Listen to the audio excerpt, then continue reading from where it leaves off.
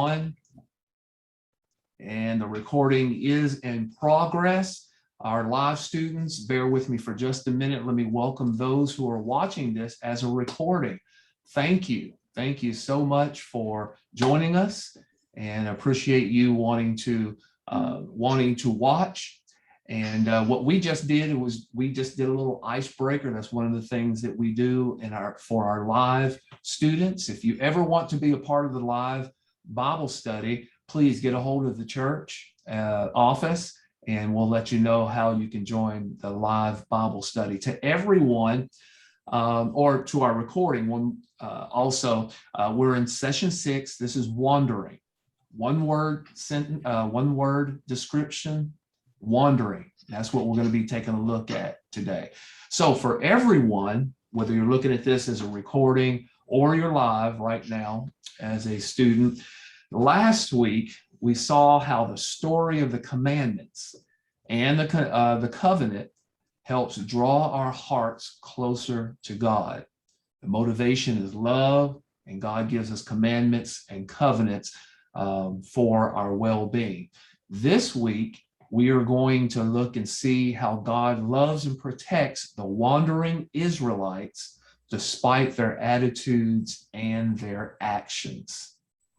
And so during this session, that's what we're going to be taking a look at. I really hope that you had a good chance to dig into your personal time. Based on the discussion we had before we started this session, there was a lot of discussion about this is kind of an interesting part of the history of the Israelites, kind of sad in a way. Heard a lot of comments about that, and we'll dig into that. During this Bible session, we're also going to review movement 1. And if you did your personal time, you noticed that we've moved on to movement 2. So we'll review movement 1 real quick, and we'll start committing movement 2 to memory by saying it a couple of times. So with that said, if you'll watch your screen, I will share, and you can see, there we go. You can see the 5 movements of the story. We always like to start with this, and you want to go over and over this in your mind, that you can take God's redemptive story and chop it up into 5 groups or 5 movements, almost like a play. And those are the story of the garden, which is Genesis 1 through 11. The story of Israel, which we're in now, is Genesis 12 all the way to the end of the old story, the last book being the book of Malachi. And then we go on to the New Testament with the story of Jesus, the 4 books that we call the Gospels. Actually, there's only one gospel, but Matthew, Mark, Luke, and John tell it from different points of view and for different audiences. The story of the church is next, and that starts in Acts and goes almost to the end of the New Testament. It goes all the way to Jude, so Acts through Jude is the story of the church. And then the story of the new garden, the new creation, is the story of Revelation, the very last book of the Bible, the very last book of the New Testament. So let's go over this a couple of times. And again, we're repeating this just to get it into our minds and into our hearts so that we can memorize it. And you don't have to memorize the whole thing. You just memorize the key words, those words that are in blue. So that's what we're going to do a couple of times. So let's repeat with me the 5 key words of the movements of the story. Here we go. Garden, Israel, Jesus, church, new garden. Okay, New one more garden. time. Here we go. Garden, Israel, Jesus, church, new garden. New garden. Very good. If you say that 2 or 3 times to yourself at different parts of the day, and just maybe put it on a card and put it up by your mirror or whatever, and say it several times a day, you'll just know it. And then memory work is not bad at all. Next, what we're taking a look at is our favorite movement 1. We've gone over this several times, but let's just go over movement 1 once. And I've kept the keywords in there. I've kept the blue words in there, but let's say it all together. Here we go. In the upper story, God God creates creates the lower story. His vision is to come down and be with us in a beautiful garden. First two people reject God's vision and are escorted from paradise. Their decision introduces sin into the human race And keeps us from unity with God. At this At this moment, God gives a promise and launches a plan to get us back. get us The back. rest of the The Bible, rest of the Bible God's story. God's story of how he kept that promise and made it possible for us to enter a loving relationship with him. All I right. already got in the shower, girl. And if you're taking a telephone call, please put yourself on mute. I'm fine. I was trying to get it on this stupid thing, but I can't seem Oh, to my get the volume. goodness. I don't know what's going with my What is volume. that? Oh, okay, we'll try to go on. We'll try to go on. Okay, if it becomes disruptive, I'll have to stop and we'll try to figure out who that is. Okay, I want to blow somebody up. Here we go. Movement number 2. You'll notice that there are no blanks this week. When you did your personal time, there are no blanks. As for the next few weeks, though, you're going to start seeing blanks. But let's say this together twice to start getting used to movement 2. So here we go all together. God builds a brand new nation called Israel. Through this nation, he will reveal his presence, power, and plan to get us back. Every story of Israel will point to the first coming of Jesus, the one who will provide the way back to God. Very good. Not very long, shorter than the first movement, so should be a little easier. Let's say it one more time all together. God builds a brand new nation called Israel. Through this nation, he will reveal his presence, power, and plan to get us back. Every story of Israel will point to the first coming of Jesus, one who will provide the way back to God. Very good. Very good. I'm hoping that whether you were on mute or not on mute, you said that with us all together. And it involves different senses. You hear it, you're speaking it. Just like movement number 1, if you write it on a card, even the act of writing it helps you to memorize it. And then, of course, posting it maybe and seeing it, saying it a few times during the week. Those are all tips to memorization, and it's not really more complicated than that. Well, wonderful, wonderful. Well, now that we've gotten our movements out of the way, I do have one more poll for you, and it concerns the quiz that you took. And I'll go ahead and bring this up. If you look at your screen, there are 2 questions, and they both have to do with the quiz that you took on page 56 of your study guide. The first question asks you, how did you do on the quiz before the reading? And then the second question has to do with, how did you do on the quiz after the reading? And, kind of subjective answers: excellent, so-so, not good, didn't take the quiz. So grade yourself and how you did. And this is, by the way, this is totally anonymous. I don't know who's, answering what. So, kind of do an honest check of yourself and see how you did before and after. And I'll give you a minute to go ahead and do that. All right, we've got 21 out of 26, 80%. Can we get a few more people to look at their screen and go ahead and answer this? I'll give you about 5 more seconds. Come back to the room. I know you're cooking. I know you're doing stuff, but come on back and answer the questions. We got 22. Give a few more seconds. Can I get one more? Can I get one more? Maybe not. Okay, I'll share the results. 84%. On the first question, it looks like most of us did so-so. You know, didn't get all of them wrong, maybe didn't get all of them right, kind of in the middle. A few people not so good, a couple people excellent, and then we had 3 that answered the poll that said that they did not take the quiz. How did you do afterwards? Afterwards, wow, improvement. Most of us did excellent. Looks like 45, almost half of us did excellent on the second go around, which is good. That is wonderful.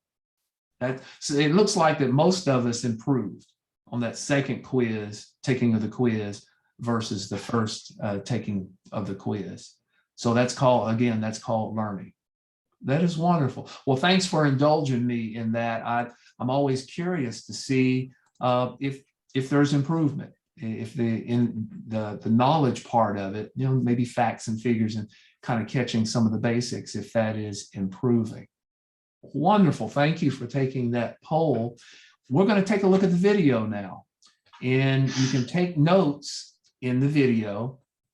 You can take notes starting on page 60 of your study guide.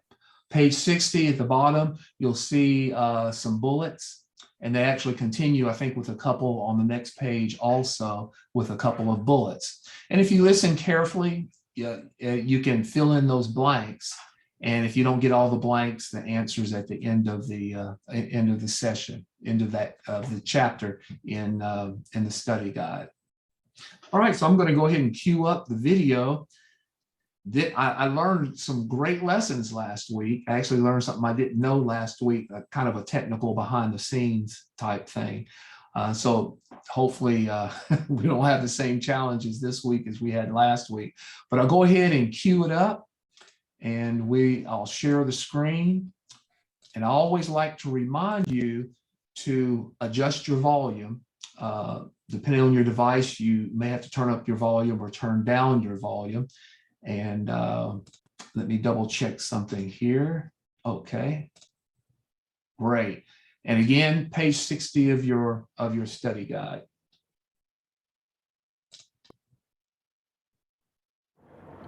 This is your story, this is my story. But most of all, this is the greatest story ever told. This is God's story. Oh, we can't see the video.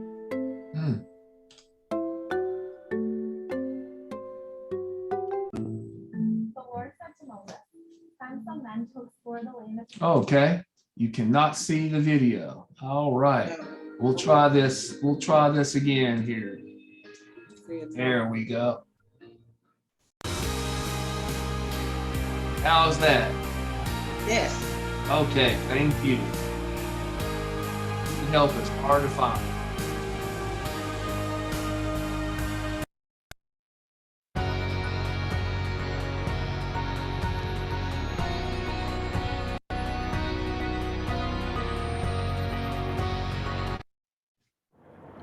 This is your story, this is my story.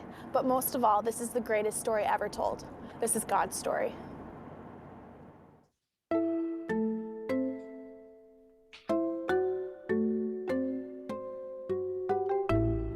The Lord said to Moses, "Send some men to explore the land of Canaan, which I am giving to the Israelites."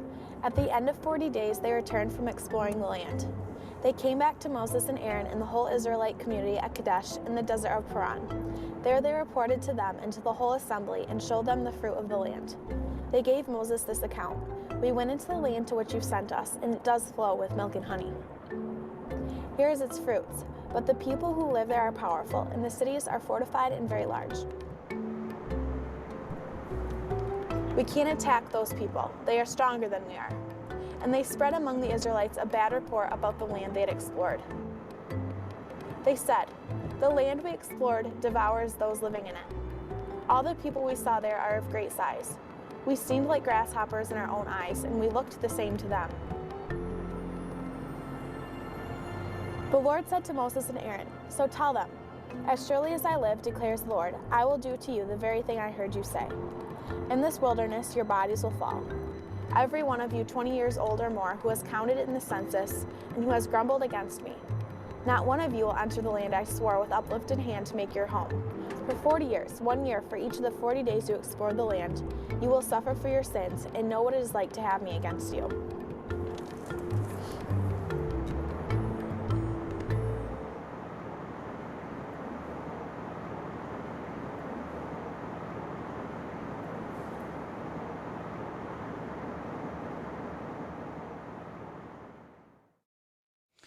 There's nothing like a vacation. The end destination might be the Grand Canyon or Jackson Hole, Wyoming, or the beaches of Destin, Florida, or even a foliage strip in the fall in the Northeast. The end destination is great once you arrive, but sometimes the road trip getting there is a whole nother story. The most common aggravation of a road trip is the children's inability to handle the trip. When I was a kid, our family traveled in a wood-paneled station wagon. There were 6 of us crammed into one car. There were no TVs, no video games, no iPods to occupy our time. And we would wiggle, touch each other, get into each other's space, argue, and constantly call out to our dad, "Are we there yet?" My mom and dad would start off by reaching their arm to the back seat and smack us. Finally, my dad would blow a gasket and he'd say, "If you don't stop fighting, I'm going to turn this car around and head back home." Now, he never did it, but we always thought he was capable of it. The second major problem with road trips is when the driver makes a wrong turn and takes you way out of your way. This happened to Roseanne and me years ago. We were traveling back to Fort Worth from San Antonio, and I turned the wheel over to Roseanne so I could take a nap, and I told her to simply stay on this road until we arrived in Fort Worth. Now, how hard could that be? Well, several hours later, she woke me up saying, "Are we supposed to be in Houston?" Now, I'm usually a nice guy, but this was well beyond my capacity to hold it in, and I expressed my extreme disappointment in her. This wrong turn cost us 5 hours. I took over the wheel and started heading back, only to discover that the place where we made the wrong turn was when I was driving. Now, I hate when that happens. Of course, it's harder to make wrong turns today. We have the GPS, Global Positioning Satellite. There's this GPS gal, we call ours Karen, who has a view from above. She can see everything from beginning to end. She tells us when to turn right, and she tells us when to turn left. Ours does it in an Australian accent. She's really quite lovely. Whenever she tells me to turn right, and I have the hunch that left would be faster, she doesn't say, "I said turn right, you idiot." She just says in a calm voice, "Recalculating." Well, today we have come to chapter 6, and in this chapter, the story and Israel are on a spectacular road trip. Their end destination is Canaan, the land God promised to give the Israelites 650 years earlier. Moses is the driver. The children of Israel are in the back seat. They're driving across the desert of Sinai on their way to the fertile land of Canaan, a place flowing with milk and honey. Instead of 4 kids in the back seat, Moses has somewhere between 1 to 3 million kids. This experience will be like herding cats. The kids of Israel are starting to get restless. They start fighting and complaining in the back seat. 3 instances are recorded in the story. First, they complain about their general hardships. Then they complain about the food they have to eat. Finally, Miriam and Aaron get into it. They are Moses' brother and sister. They start doing that backseat driver kind of complaining. Why does Moses get to drive all the time? They question why God only speaks to Moses. On all 3 occasions, God pulls over the car and disciplines them. These 3 instances are not the only ones, just the ones recorded in the story. We are told that there are some 10 outbreaks of juvenile behavior from the children of Israel. Now, it's one thing for the kids to complain in the back seat. It's another thing altogether when the driver makes a wrong turn. This is what happens in Numbers chapter 13. Let me read it to you. The Lord said to Moses, "Send some men to explore the land of Canaan, which I'm giving to the Israelites. From each ancestral tribe, send one of its leaders." These 12 leaders are the drivers for their families, and whole tribes for that matter, and are going to explore the land of Canaan, the final destination, the land God is promising to give to them. Now remember, it's been over 400 years since any Israelite has seen this land. In chapter 6, it tells us that they're gone for 40 days and come back and give Moses a report. They tell him that the land is awesome. but that the people are numerous and gigantic, and that they would beat them up badly if they tried to take their land. So they decide not to move forward out of fear. The story tells us that God says back to them, recalculating, because of their lack of trust in God, God is going to have them make a U-turn and head back down south again, along the Red Sea, back deep into the wilderness. A 40-year detour. Wow. Here's what captured my attention. Not only did their lack of trust in God's power cost them entrance into the land, they dragged their children into this mess also. Their children will suffer for their choice. Instead of growing up in a home with green backyards and swing sets and an awesome community, they're going to spend their entire childhood and beyond as nomads, wanderers in the wilderness. In this chapter we read, the story picks up again nearly 40 years later. The Israelites return to Kadesh. They are right back where they started 40 years ago, except this time, all those 20 years and older have died in the wilderness.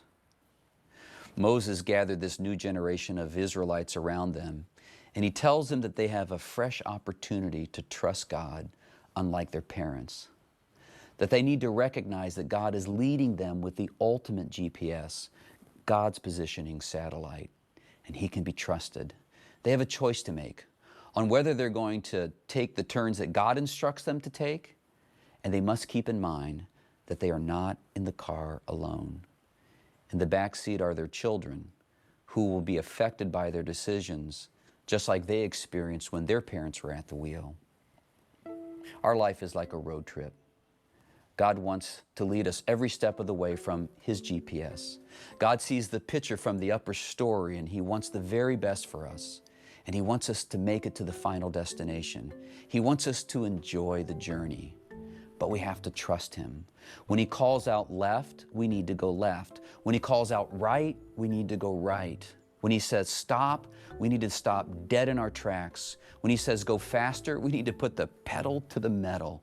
When He says bust through the barrier, no matter how big and bad it looks, we need to charge ahead in faith, like a scene out of an old Dukes of Hazzard episode. You see, God's GPS is instructing us on how we can live in the upper story of God's blessing and purpose, and we would be fools not to follow it. We also need to be reminded that whatever choice we make, there are others in the car with us. They will experience the blessing of our good decisions, and they'll experience the pain of our destructive decisions, as we've seen in our story today. God has a place of blessing He wants to take us to. In that place, as we live our lives for Him, we will also be a blessing to other people around us, to serve them, to allow them to share in God's blessing in our life. We will be a blessing to them because as they see God working in us, they'll want to follow this God too.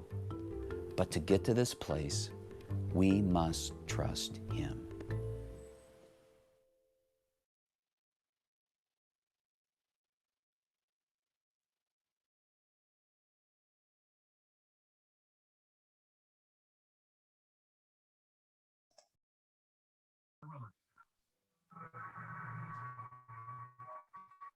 Paul, you are muted. Paul, you on mute. Push the button. There we go. Don't laugh too hard. On page 61 of the study guide, you'll notice that the first question says, what part of Randy's teaching encouraged and challenged you the most and why? Let's take a minute, and I want you to take a pencil or a pen on page 61 and gather your thoughts for a second and write down just a few words or maybe a sentence or two on what encouraged you or challenged you the most in Randy Frazie's video. So I'll give you a few minutes for that. And if you have any questions, you can certainly let me know.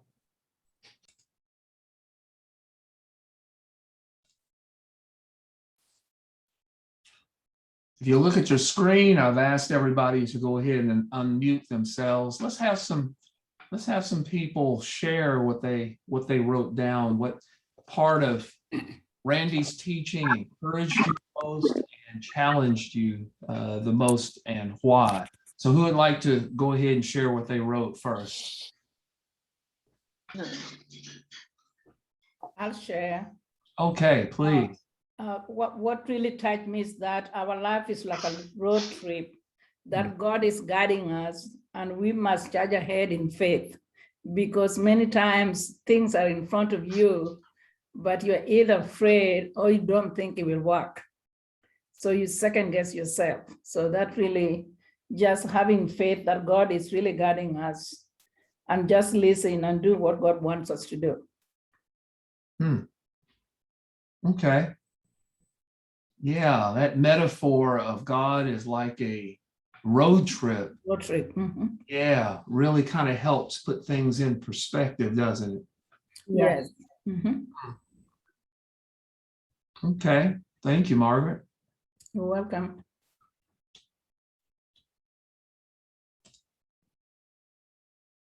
I guess mine was sort of like a challenge, because when you're on a road trip and things start getting frustrating, like you might made a wrong turn or whatever, I like when he said, remember, we're not on this journey alone, that there are others in the car with you. Sometimes the way our action goes, we just, it's not that we really going up at anybody, but when they see that, that's not encouraging. Okay. Yeah. Yeah, he kind of, in my mind, he had an aspect of it I hadn't thought about much, as far as community oriented. We're not on this road trip alone. Nope. And how we drive affects the children in the car, and whether those children are literally children, your children, or fellow believers in the same car with you. How we drive affects other people. Yeah, because if Moses had decided not to follow that dust cloud, that cloud by day and that fire by night, and decided to go somewhere else, 1 to 3 million people would have been way off track. Yeah. Okay. Thank you, Kay. It's great. Okay, I wrote it encourages me to put his trust into God's plan to tell the story as God would like it. Yeah. It is a challenge to trust, isn't it? Mm-hmm. Yeah. Mm-hmm. Yeah. I think, go ahead, Teresa. You were about to say something? No, that was me that said that. Yeah. Okay. Yeah, isn't it interesting? And we've gone through this before, and I was looking at some notes from the last time that we went through this, 5 or 6 years ago. And something new that occurred to me is that the Israelites saw God's miracles. I mean, they saw the cloud of dust by day and the fire by night. They saw the radiance of Moses's face, so much so that he had to wear a veil. They saw God talking to Moses, and all of this, and yet it was still hard for some of them to trust God. Mm-hmm. Imagine that. Mm-hmm. Which tells me that trust, faith might be more than just what you see. Mm-hmm. We have to think about that. We'll get into that more, of course, more into the New Testament when we talk about Jesus and about faith and salvation and redemption. But I think this is a hint telling us that this trust thing, this believing in God and trusting God, is more than what we see. So yeah, that's a little Maria, I think you were about to say something. No, can you hear me? Yes. Okay, no, I wasn't about to say anything. Okay. All right. Who else would like to share? I liked when he brought into the conversation GPS. Mm. Mhm. And I thought about God's protected service. I mean, Mhm. when you think about it, he protects us, he watches over us, he leads us, he guides us, and all we have to do is trust him and follow him. It might not be the way we want to go or the way we think we should go, but if we put our trust in him and follow him and do what he's leading and guiding us to do, we can't go wrong. Hmm. And I liked how he brought that in. You know, we can all relate to the GPS and the technology and all that there is today for us to relate to, but I liked how he connected that. Yeah. Yeah, the whole metaphor of a road trip and then God Mhm. positioning system or God protection system or and him guiding us Mhm. is great. I have to admit something that when GPS first came out, I was wary of it. Even though I kind of like technology, I use technology. When it first came out, I had some trust issues. I really, I really did. I did not want a computer telling me where to drive, where to go, because I'm the type of person I want to see the whole thing. Okay, don't just get to the corner and then tell me how to drive. I want to see step by step the whole journey. Mhm. And I remember when I finally got my first GPS. I thought I knew better, of course, and I got lost a few times, and I just still had trust issues. And as I was praying one day, God said, "You're treating that GPS like you treat me." Mm. And I was like, "Wait, hold on. What are you talking about?" Oh, He said, "You want What a the revelation. whole plan ahead of time. You want to see each step, and then you're going to trust me." And that's what I was expecting out of that GPS. Yeah. He said, "You don't trust me to go up to the corner and then tell you each step when you come to the corner in the turn." And I was all broke up. I was Okay, You had to recalculate. Yeah. Something else you need to think about with GPS. Sometimes GPS can take you the long way around. That's true. You know, Yeah. it could take you Oh, through Robin yeah. Hood's barn or all over the river and through the woods. That is true. Yeah, and you know, Mary, I think, and I'm gonna have to think about how to say this. God can take us the long way around also, Oh, sure. Yes. Sure. but it may be the best way. Sure. Mhm. Sure. For his benefit. Yeah. Yeah. The learning process. He's trying to teach us some things. There And you all we go. have to A do lot is of times, listen. All we yeah, have a to lot do of is times listen. you're not ready. Yeah. Right. Yeah. Mhm. He has to go the long route. Yeah. Yeah. Do you don't have anything to say, Lynette? Have to give you time for it to sink in. Mhm. Mhm. Okay. That was some good comments. Some good comments. I'm still learning and growing in that trust thing. I'm still kind of I want to see all the steps type of person, but I'm much better now. You know, one thing I think about is, you know, like when you trying to leave home or you're late, but then when you get to a certain spot in the road, there was an accident and you're wondering, you know, why, but God saved you. Yeah. Yeah. Mhm. Oh yeah. Mhm. Yeah. Yeah. God can get you around those accidents. Mhm. Yeah. Oh, I remember once when I was coming home from work, I was leaving out of from down off Sutherland Avenue, and there was always this car. He was going real slow. I got to Nayland Drive, and I kept running into him. He was going real slow, and I was in a hurry to get home. And you know, when I got up to Hill Avenue, we met together at the red light. I was in a rush to get home, and he was taking his time. Got to the light at the same time. Yeah. Don't be in a rush to get nowhere. You're gonna get there regardless. Kind of equal out on it.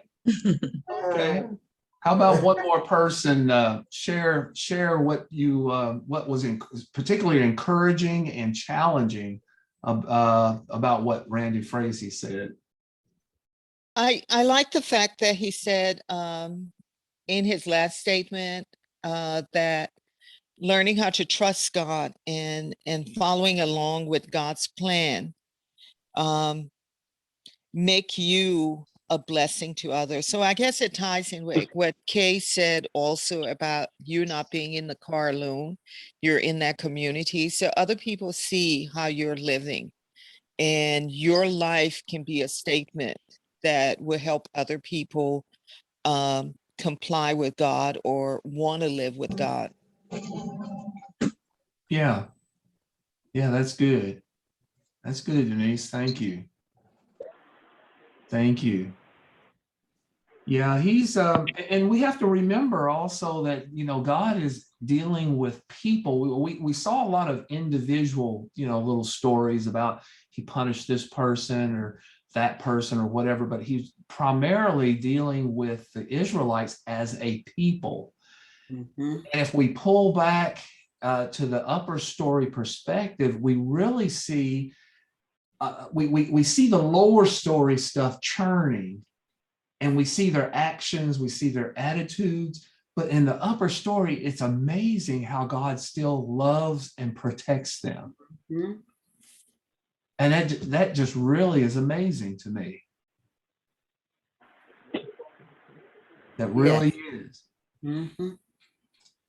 Now, before we got on the session, you know, I open up the session at 5:30 each evening, the 30 minutes early, just in case you want to get in early, play with the technology, ask a question, just want to fellowship, whatever. And a few people were saying before we got started that they were sad.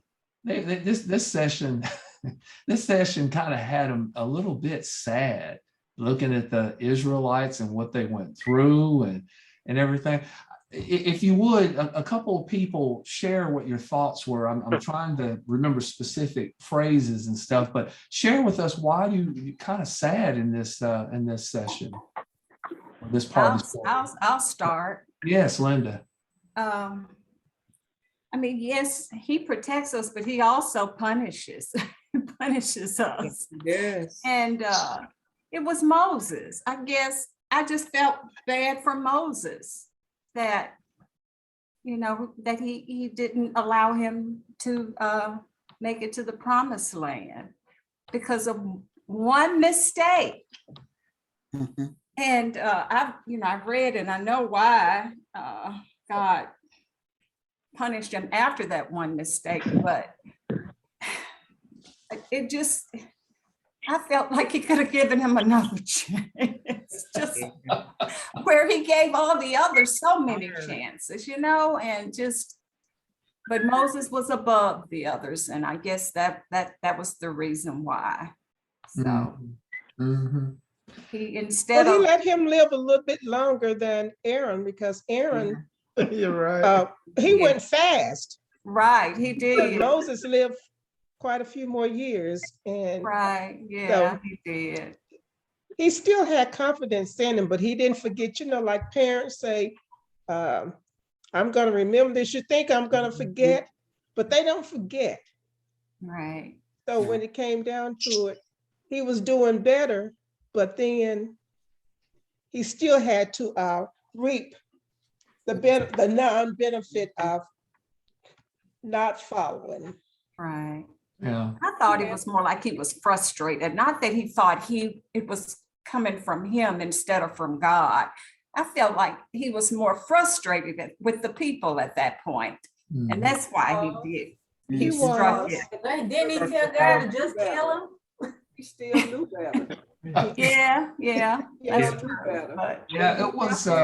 You have to suffer the consequences. It's just like Linda said, when your kids do wrong, even though it may be the first time, but it depends on what they do, and you're gonna punish them.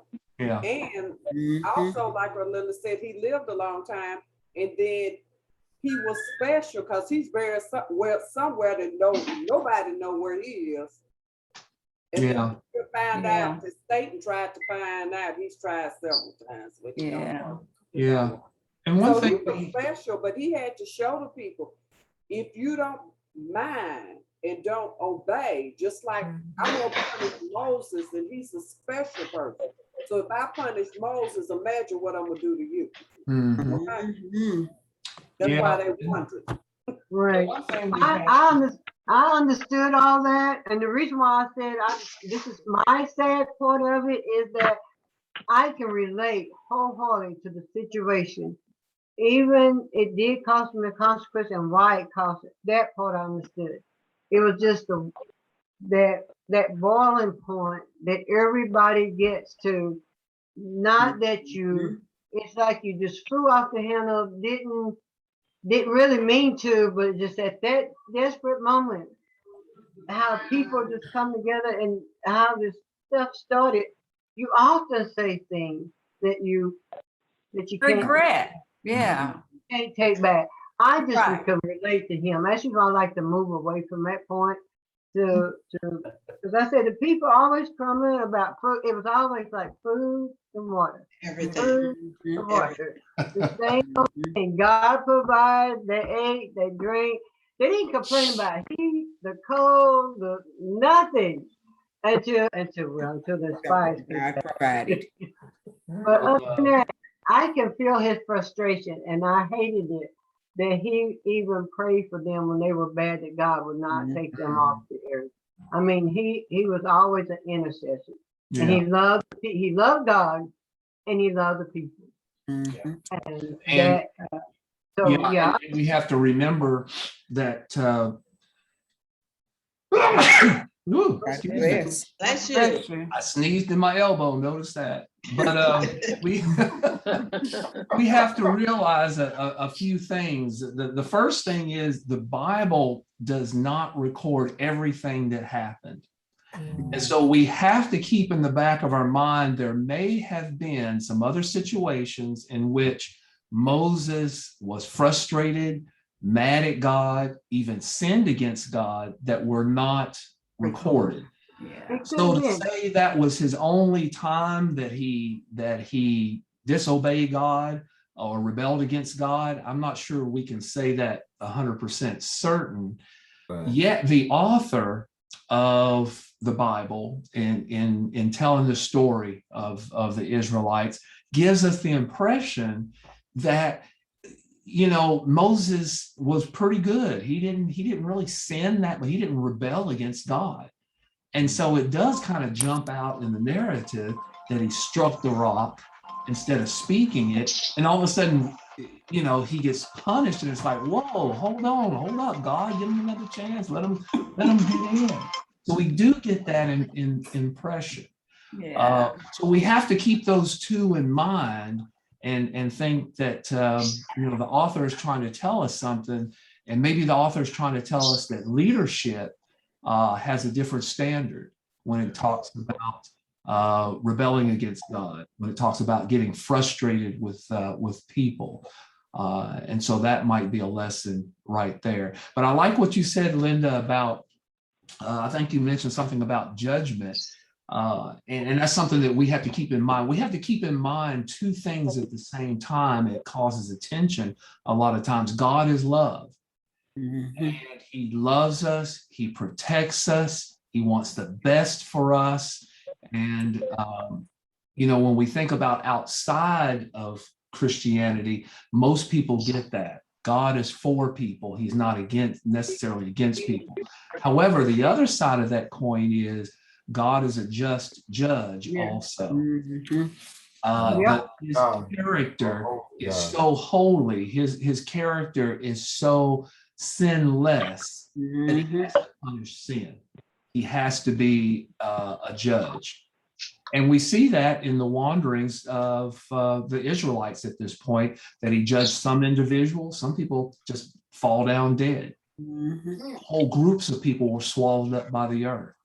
A whole 1 to 3 million people, think about this, 1 to 3 million people wandered around in the desert. And because of disobedience, as part of the judgment. God is about to send these people into the promised land to kill just about basically everyone, men, women, and children, as judgment. And so we have to keep those things in our mind. And yes, it does cause attention, a tension that God is love, but God judges also. So we have to hold those both in our minds at the same time. Yeah, Yep, so true. Yeah. it is true. Yeah.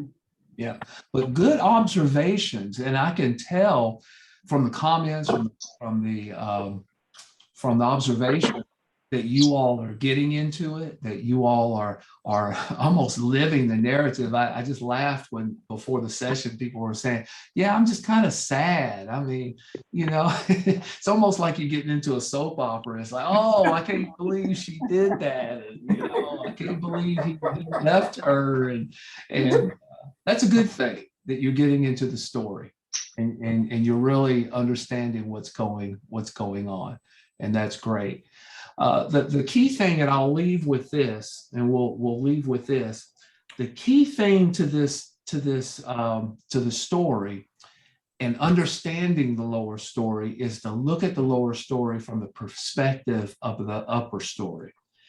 Like I said earlier, if you just look at the lower story, you see all this churning and God judging and this happened to her and this happened to these people and all this stuff going on. But the key is to see that in perspective of the upper story. Why is God showing us this? Why is God letting certain things happen and causing other things to happen? And how does that fit in his plan? And we're into session 6, and you can start to see how this is coming together. And this is teaching us how to see the lower story from the upper story point of view. And as we go through it more and more, you're going to start to get more and more of that perspective. And that is really what we want to do. So my prayer, as we go through the story, and I'll mention this from time to time, my prayer is that God opens our eyes to see our lower story from that he gives us a glimpse of the lower story from his upper story, that we see from his perspective how our lives fit into the upper story, how our church fits into the upper story, how your family and your friends fit into the upper story. And that makes things a lot better when you're really going through things also. I mean, if you're going through a hard time, you're struggling. I mean, think about wandering in the desert for 40 years. I mean, you wake up in the morning, oh, okay, 1,000 more people dropped in the desert. Okay, we got to have a funeral today. We got to bury them. Okay, you wander some more. You wake up the next day. Okay, 300 died last night. I mean, can you imagine that for 40 years? It's amazing.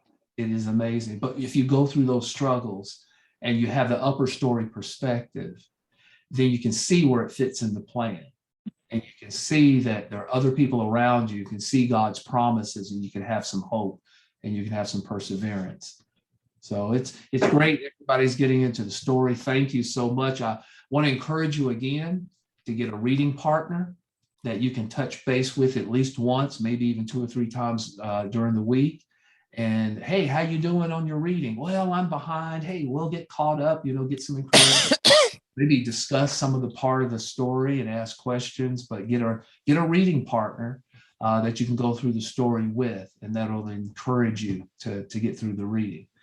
The next chapter, well, for your personal time, if you would, in your story, in your study guide, in your personal time, pages 63 to 67 in your study guide, pages 63 to 67.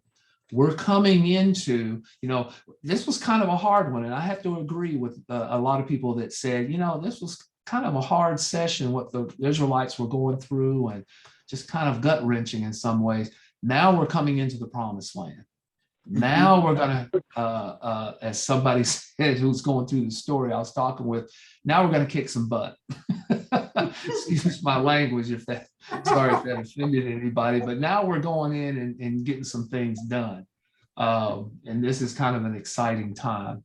And I was in the military for about 5 years. So these military conquests kind of get me excited. Yeah, I'm with you, Paul. Little strategy. Yeah, Daryl, yeah, you know about that.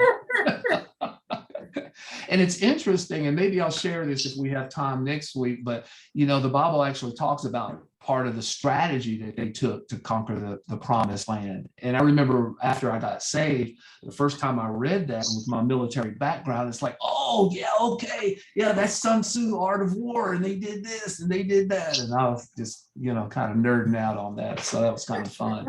But it's going to be exciting next week.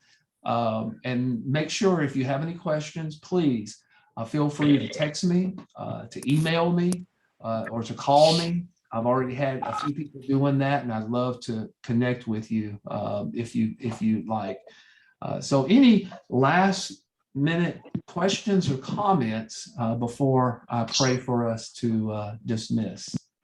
One last comment. Next week is fall break for most of the school systems.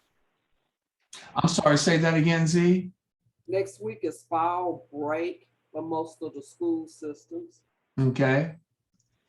You know, we used to take a break during fall break, but okay. Okay. Oh, I have one last comment. We won't take a break, but if you do have another commitment you have to get to, of course, feel free, you can catch up. But yeah, we won't take a break. Yvonne, yes, please. So my comment is, when I was reading about Moses not making it to the promised land, I thought about Martin Luther King. And when he had his last speech that said, I may not make it to the promised land, but my eyes have seen the glory of the coming of the Lord. And it wasn't necessarily, he didn't make it, not necessarily because of something he did, but it was because God chose for him not to, is the way I look at it. So, but I thought about Martin when I read about Moses. Yes. Yeah. And go ahead. I'm sorry, Denise. I'm sorry. No, I felt the same way about Moses too. I felt like he was supposed to lead them to the promised land, but not necessarily was supposed to go to the promised land. So I didn't see it as a major judgment against him or anything like that. Yeah. And it's interesting to note, Yvonne, that if you talk to some of the people who knew Dr. King and looking at some of his notes, he was also thinking about Moses. There is a direct connection with what he said in that speech and the story of Moses not making it to the promised land. So yes, he was thinking that wasn't an accident. That wasn't a coincidence. But God did allow him to see it. He didn't get to go there, but he did see it. Yeah. And I could just feel that. I could feel that as he stand there on the mountain and was able to look out. And I'm sure he rejoiced and he thanked God for it and everything. And I thought that was real good too. Yeah. Yeah. That's true. That's true. Well, that's good. All right. Well, after I pray and we say goodbye, I am going to keep the session open. If you want to hang out, let me go ahead and say something to our recording students. Thank you so much for hanging in there with us. We had some fun this evening, great discussion. I really pray that you're getting into the study guide also. And if you have any questions, you can call the church office and get a hold of me. And thank you so much and see you next week.